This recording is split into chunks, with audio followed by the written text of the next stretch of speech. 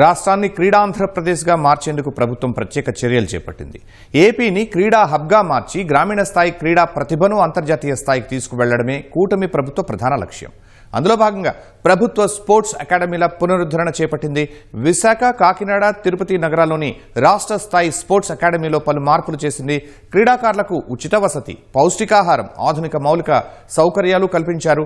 Professional కోచ్లతో శిక్షణ ఇప్పించనున్నారు. Sports అకాడమీలో చేస్తున్న మార్పులు ఏంటి? మరిన్ని అంశాలపై మా ప్రతినిధి సూర్యారావు గ్రౌండ్ రిపోర్ట్. ఆంధ్రప్రదేశ్ను క్రీడా హబ్గా మార్చేందుకు రాష్ట్ర ప్రభుత్వం సంకల్పించింది.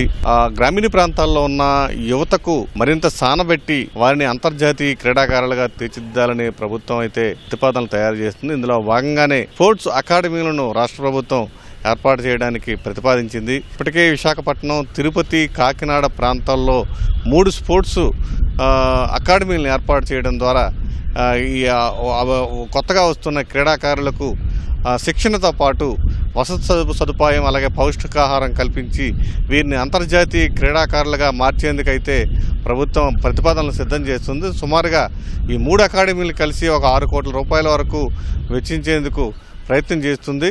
ఇప్పటికే క్రీడల్లో అన్ని ప్రోత్సాహకాలను అందిస్తుంది. ఒలింపిక్స్లో బంగారు పథకం సాధిస్తే 7 కోట్లు, అలాగే సిల్వర్ అయితే 5 కోట్లు, అలాగే కాంస్యం అయితే 3 కోట్ల రూపాయల వరకు కూడా ప్రభుత్వం ప్రోత్సాహకాలు అందిస్తుంది. స్పోర్ట్స్ కోటా కింద ఉద్యోగాలు కూడా గతంలో 2% మాత్రమే ఉండేది, ఇది 3% పెంచింది. అయితే ఈ స్పోర్ట్స్ అకాడమీల్లో ప్రస్తుతం 15 నుంచి 19 లోపు యువ అథ్లెట్లకు శిక్షణ ఇవ్వబోతున్నారు.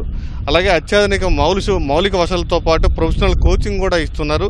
తిరుపతిలో అంతర్జాతీయ ప్రమాణాలతో వెయిట్ లిఫ్టింగ్ అకాడమీని కూడా ఏర్పాటు చేయబోతున్నారు.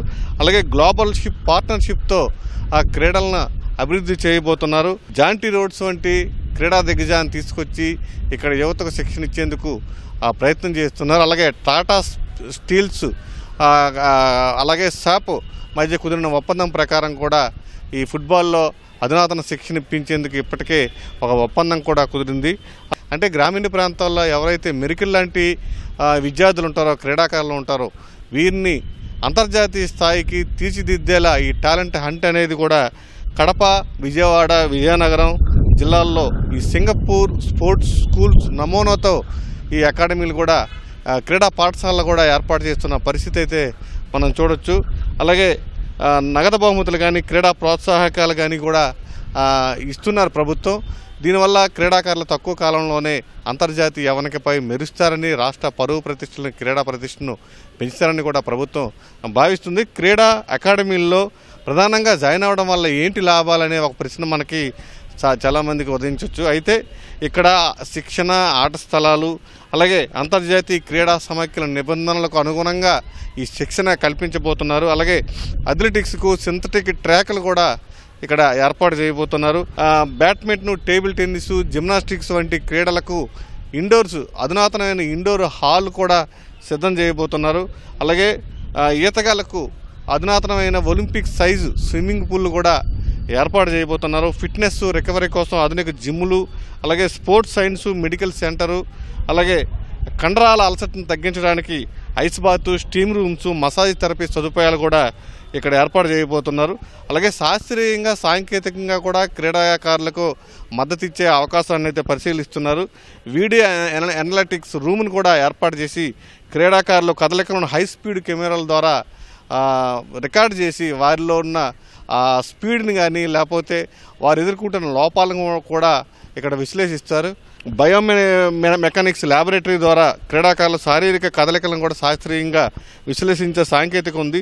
అలాగే స్పోర్ట్స్ సైకాలజీ విభాగం ద్వారా ఒత్తిడిని జయించి మానసికంగా ఎలా విజయం సాధించాలి, స్పోర్ట్స్లో రాణించాలంటే మానసికంగా విజయం సాధించడం అనేది చాలా ఇంపార్టెంట్. కాబట్టి ఈ దిశగాను ప్రభుత్వం అడుగులు వేస్తుంది. మొత్తం మీద అర్హతల కోచ్లు కూడా జాతీయ స్థాయిలో, అంతర్జాతీయ స్థాయిలో ఒకప్పుడు ఆ దేశ ప్రతిష్టను చాటి చెప్పిన ఈ కోచ్లను కూడా ఈ అకాడమీల్లో నియమించడం వల్ల వారి కోచింగ్ శిక్షణ కూడా ఈ తరం క్రీడాకారులకు ఉపయోగపడే అవకాశం ఉంది. అలాగే క్రీడల్లో ఈ సత్తా చాటడంతో పాటు గైడెన్స్, తర్వాత ఈ కెరీర్ ఎలా మలుచుకోవాలి, ఈ స్పోర్ట్స్ను ఎలా భవిష్యత్తులోకి తీసుకోవాలనే విషయం మీద కూడా క్రీడాకారులకు అయితే ఈ అకాడమీల ద్వారా శిక్షణ కల్పించబోతున్నారు. మొట్టమొదటిగా 3 చోట్ల అయితే ఈ అకాడమీలు ఏర్పాటు చేయబోతున్నారు. తర్వాత వీటి ప్రాధాన్యత రీత్యా మిగతా ప్రాంతాలు కూడా విస్తరించే అవకాశాలు ఉన్నాయి. మొత్తం మీద అయితే క్రీడాంధ్రప్రదేశ్ సాధించాలి, స్వర్ణాంధ్రప్రదేశ్ సాధించాలని ప్రభుత్వ కళకు ఈ క్రీడా హబ్గా తయారు చేయాలన్న కళకు ఈ అకాడమీలు అయితే దోహదం చేయనున్నాయి. కెమెరామెన్ ఎంఎస్ఎన్తో సూర్య, ఈటీవీ న్యూస్, విజయవాడ.